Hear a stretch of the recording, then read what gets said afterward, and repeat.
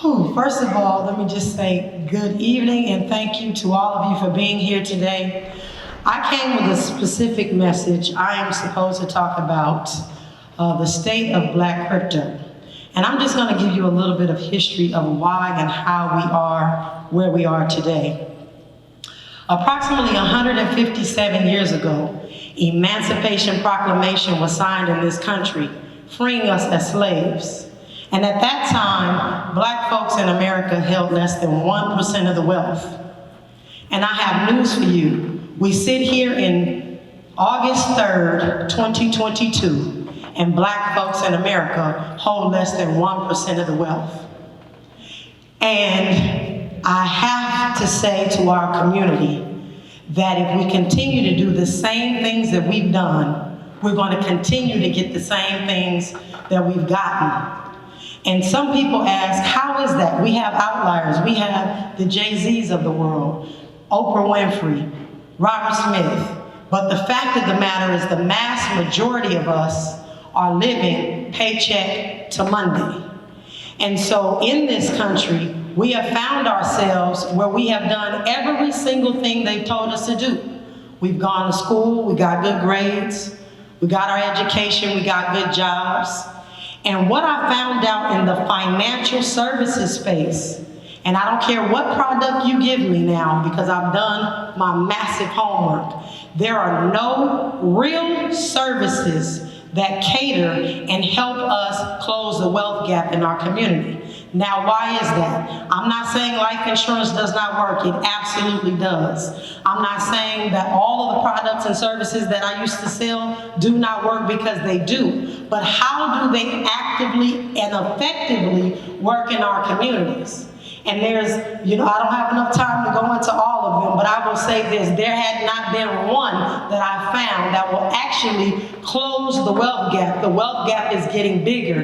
In fact, the state of Black America is that we will go to a negative net worth by the year 2053. That study was done before COVID came, and after COVID, that number has moved up, they're thinking about 10 years. Ladies and gentlemen, we are in a state of emergency. So as a financial advisor, I was really asking the Most High, I got into this, my husband and I got into financial services to help our community. What is it that we can actually do that can actually change and close the wealth gap? And long story short, 3 times around, I hear about this thing called Bitcoin. So I didn't look at the actual coin itself initially.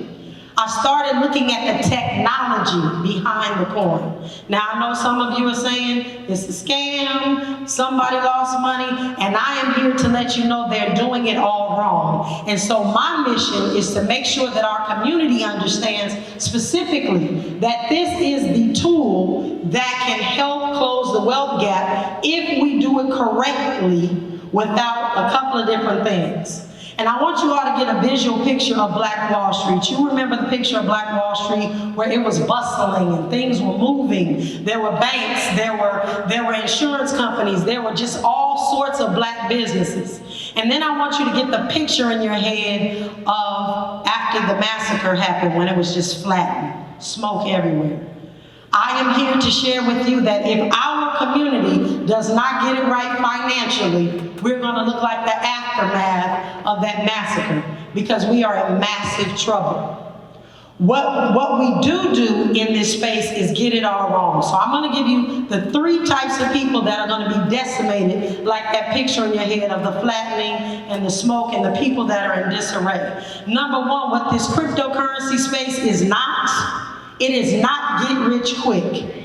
This is not a get rich quick space. So if you have anyone talking to you about getting rich quick, it is either a scam and you're going to quickly lose your money, and fools do part from their money. This is not that space. So that's number 1. Number 2, the individuals that have never heard of Bitcoin. Some of you here may be saying, well, what is this thing called Bitcoin? And if you meet me back at the booth, I'll explain a little bit more when I have time. But it is a technology that is decentralized. That means no one person or company controls it.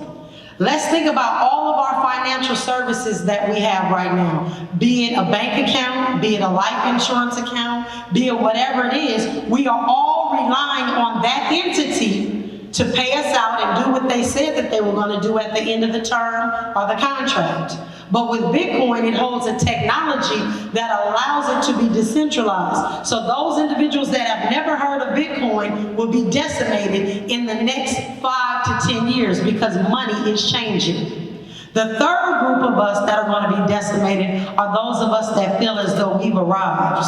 We've got our houses, we've got our 401ks, which some of my clients are calling me, they're losing almost a third of their value in the last month. They are those individuals that think this thing is just some funny money, some play, something, just go away from me. I was that financial advisor when I first heard it. It's like, what is that? No, we're not doing that. But what I've come to understand is that because money is changing, we have got to get ahead of what is happening. So right now, Bitcoin is as low as, well, it's not as low as it's ever been, because I got into Bitcoin when it was 17 and then it dropped to 2,500. So I'm going to tell you now, this has happened 7 times before. But the difference is the things that are happening with the technology behind the scene that you all don't see. Money is changing, our government understands that money is changing, and they are about to come out with a central bank digital currency. Black folks in America and Latinos are #1 users of this technology, not just in the United States, around the world. And they've got to figure out how to reel it in so that they can continue to take advantage, as they have for this the entire time that this country has been built and produced, all those things. And so they've got to figure it out. So this central bank digital currency is on the way. They're planning it. So the difference between what I'm saying about Bitcoin and the central bank digital currency is one is decentralized, the other one is centralized. Let me explain what this CBDC is going to do. You're going to start hearing that on the news. You're going to say, oh, she told us. None of us, or a lot of us, have never been on food stamps, but we know how they work. So I'm just going to give you that as an analogy. You get a food stamp card, you go buy food, but when you go to Best Buy and you run that card, you can't buy a TV because it was meant to be used for food. The CBDC, Central Bank Digital Currency, through the paperwork that I read, is going to be designed exactly like that. So if they have a problem with someone that is, and I'm just going to say someone that is spreading the good word, and you go to purchase their goods and services, that CBDC card will be denied because it is centralized. If you think right now that a lot of things that we do are censored, where you can go, where you, all of those things, it has not been, because a dollar can be changed and nobody knows where that dollar really goes. But once this CBDC is in place, ladies and gentlemen, we are going to be in for a rude awakening, because what I am hearing is that they are eventually, once the CBDC is in place, you're going to deposit your money in the bank, and then you'll have your card, and your CBDC will be issued. Those dollars will not come back out. During COVID, we saw, and I don't know about this part of the country, but in Los Angeles, there was a coin shortage. Even in Walmart, you had to have exact change for about a week, exact change. And then the next thing that happened, you could not go in Walmart with any money. You had to have a card. And if you saw the folks that I saw standing outside of Walmart wondering, what in the world are we going to do? Because they don't have cards, unbanked, underbanked. All of those people are going to be affected. But the bottom line to this all is money is changing. We have got to get the education. Yes, Bitcoin is low. It's around $22,000 today. But I got news for you. It's on sale. It's just like that bag. You go in the store, it's $1,500. You don't want to get it because it's too high. And you go back in and that bag is $700. You don't say it lost its value, I'm not going to buy it. You buy it on sale. That is where we are. This space is getting quiet because people are taking losses. This is our opportunity to educate ourselves about the underlying technology called blockchain, because it is changing everything around us. It is going to change real estate. There will be no more need for title insurance, because the blockchain holds records that cannot be changed, altered, or duplicated. It is going to change our medical records. And I'm talking about blockchain. This all has to do with cryptocurrency. But your medical records will be held on the blockchain. No longer will Kaiser or Blue Cross be able to monetize on your record when they give you a sinus medication. You can monetize with whatever company you want to, because your medical records will be on the blockchain.